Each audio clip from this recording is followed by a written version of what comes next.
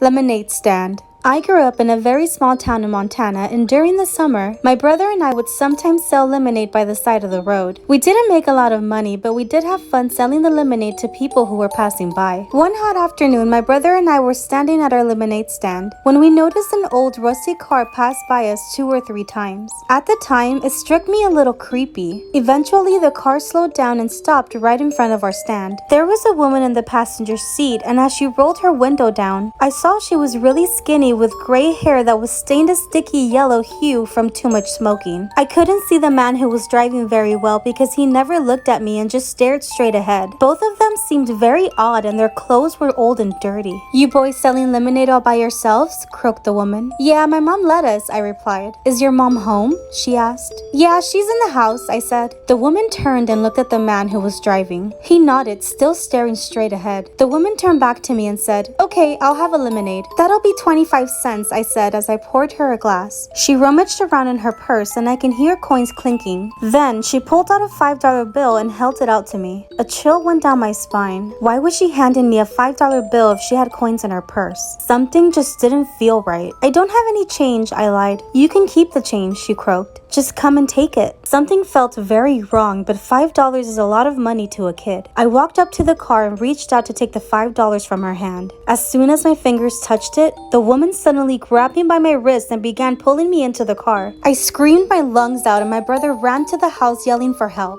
The man floored the accelerator and the car launched forward. I fought with all of my might and managed to wrench myself free from her grasp. The car stopped and the man got out, but I was already running for my life. My brother was pounding on the door and screaming. My mother rushed out and turned just in time to see the rusty old car speeding away. We told my mom what happened and she called the police. When my brother and I calmed down and went back to the lemonade stand, there was a $5 bill laying on the ground. We packed up the lemonade stand and put it away for good. I feel like this is scarier than any paranormal story, because like, what the fuck? If it isn't a Karen asking you for a permit, it's some creepy ass people trying to kidnap you. What the fuck?